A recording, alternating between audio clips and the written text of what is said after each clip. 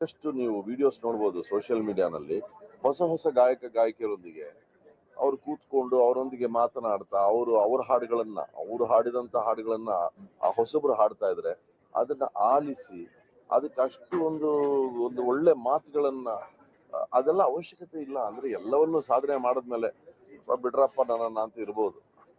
ಆದ್ರೆ ಹಾಗಲ್ಲ. ಅವರು ಎಲ್ಲ ಹೊಸ ಗಾಯಕಿಯರಿಗೆ ಅಷ್ಟು ಪ್ರೋತ್ಸಾಹವನ್ನು ನೀಡ್ತಾ ಇದ್ರು. ಮತ್ತೆ ಕೆಲವು ವಿಡಿಯೋಸ್ ನಾನು ನೋಡಿದ್ದೀನಿ.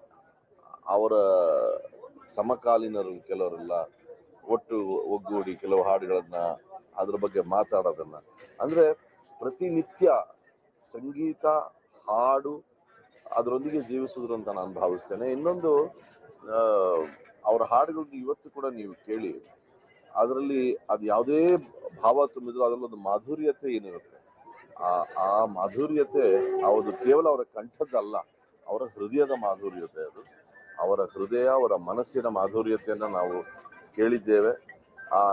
ಆ ವ್ಯಕ್ತಿ ಇಲ್ಲದೆ ಹೋದ್ರು ಕೂಡ ಆ ಕಂಠ, ಆ ಮಾಧುರ್ಯತೆ, ಆ ಹೃದಯ ನಮ್ಮೊಂದಿಗೆ ಶಾಶ್ವತವಾಗಿ ಇರುತ್ತೆ ಅಂತ ನಾನು ಭಾವಿಸ್ತೇನೆ.